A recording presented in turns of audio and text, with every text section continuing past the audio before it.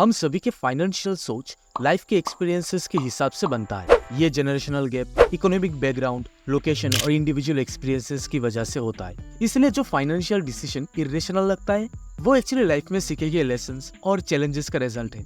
For example, एक गरीब family में पलने वाला रिस्क को जिस हिसाब से देखता है वो एक अमीर फैमिली में पलने वाला कभी समझ नहीं पाएगा। ग्रेट डिप्रेशन में खोने वाला स्टॉक ब्रोकर ने जो झेला है वो 1990s के बूम में रहने वाले टेक वर्कर कभी सोच भी नहीं सकते। इसीलिए ऑथर कहते हैं, हिस्ट्री पढ़ के लगता है कि हमें सब समझ में आ गया है, लेकिन जब तक खुद एक्सपीरियंस नहीं करते और उसके कॉन्सिक्वेंसेस नहीं फील करते तब तक शायद हम हिस्ट्री को इतना समझ नहीं पाते कि इससे हम अपने बिहेवियर को बदल सके।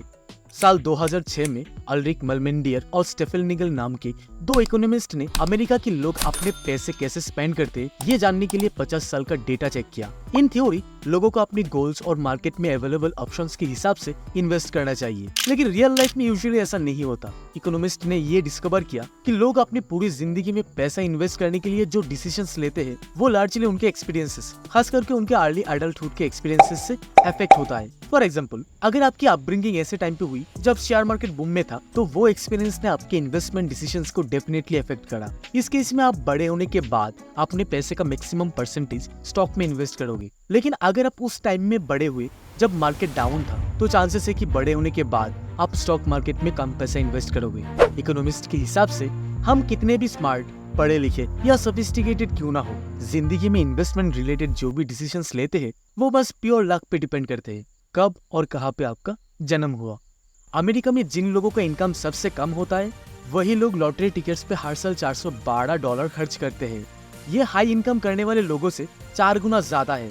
शॉकिंगली करीबन 40% अमेरिकन को इमरजेंसी के टाइम पे $400 अरेंज करना मुश्किल होता है। इसका मतलब जो लोग लॉटरी टिकट्स पे $400 खर्च कर रहे हैं वही सेम लोग इमरजेंसी के टाइम पे $400 नहीं दे पाते हैं। इन अदर वर्ड्स, ये लोग अपने पैसे उन चीजों पे खर्च कर रहे हैं जिसमें सक्सेस पाने का चांस बहुत ही कम है। लो इनकम करने वाले लोग पैचेक टू पैचेक की जिंदगी जीते हैं। उन लोगों के लिए सेविंग्स करना मुश्किल है, उनकी सैलरी भी ज्यादा बढ़ने की उम्मीद नहीं होता है। अच्छे वेकेशंस, नई कार, हेल्थ इंश्योरेंस और सेफ एरिया में घर खरीदना उनके लिए सपने जैसा है। अपने बच्चों को भी बिना लोन के कॉलेज में पढ़ा नहीं सकते। लॉटरी टिकट खरीदना ही उन लोगों की जिंदगी में एक ऐसा मौका होता है जब वो लोग भी उन सारी चीजों का ख्वाब देख सकते हैं। They are paying for a dreams and you may not understand that because you are already living a dream। पैसों के बारे में डिसीजंस लेना इतना मुश्किल क्यों है और फाइनेंशियल मिस्टेक इतना ज्यादा क्यों होती है, जबकि पैसों का कंसेप्ट बहुत ही पुराना है। पहले ऑफिशियल करेंसी 600 BC में लिडिया के किंग एलिटियस ने बनाया था, लेकिन सेविंग्स और इन्वेस्टमेंट की बात करें तो ये हमारे लिए रिलेटिवली न्यू कॉन्सेप्ट्स है। 2018 में अमेरिका में रिटायरमेंट अकाउंट्स में 27 ट्रिलियन जमा थे, जो कि एवरेज इन्वेस्टर के इन्वेस्टमेंट डिसीजन को बहुत ही ज्यादा इफेक्ट करती है। लेकिन रिटायरमेंट एंटाइटल का कॉन्सेप्ट रिलेटिवली नया है, बस 2 जनरेशन पहले से है। वर्ल्ड वॉर 2 से पहले ज्यादातर अमेरिकन जब तक मर नहीं जाते तब तक काम करते थे। साल 1980s में हर किसी को रिटायरमेंट में जाना चाहिए ये आइडिया पॉपुलर हुआ था। इस आइडिया से पहले रिटायरमेंट के बारे में इतनी सोच नहीं थी। फिर रिटायरमेंट के लिए लोग पैसे बचाने और इन्वेस्टमेंट करने की बात करने लगी और 1978 में 401k और 1998 में रॉथ IRA जैसे रिटायरमेंट टूल्स आए। इससे हमें ये पता चलता है कि रिटायरमेंट प्लानिंग का कॉन्सेप्ट कितना नया है। और ये कोई सरप्राइज होने वाली बात नहीं है कि क्यों बहुत सारे लोग रिटायर होने के लिए पैसे सेव और इन्वेस्ट करने में अच्छे नहीं है। We are not crazy, we are all just newbies। करीबन 10,000 साल पहले डॉग्स को डोमेस्टिकेट किया गया, पर अभी भी उनमें कुछ अपने एंसेस्टर्स की बिहेवियर है। और दूसरी तरफ हम जो मॉडर्न फाइनेंशियल सिस्टम में सिर्फ 20 से 50 साल से है, फिर भी हम ये उम्मीद करते हैं कि हम इस पे परफेक्ट हो जाएंगे। ये एक्सप्लेन करता है कि क्यों हम अपने पैसे को सही से मैनेज नहीं कर पाते हैं।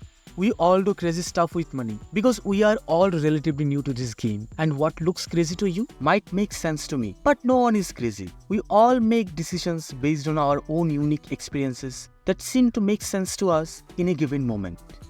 तो दोस्तों, ये था मॉर्गन हाउसेल की the psychology of money book की चैप्टर 1 समरी। मैं उम्मीद करता हूँ कि ये वीडियो आपको अच्छा लगा होगा। अगर अच्छा लगा है तो इस वीडियो को एक लाइक करें, अपने दोस्तों के साथ इस वीडियो को शेयर करें, और अगर आपने अभी तक मेरे इस चैनल को सब्सक्राइब नहीं किया है तो सब्सक्राइब जरूर करें। मैं मिलूंगा बहुत ही जल्द एक और नए वीडियो के साथ। तब तक के लिए बाय।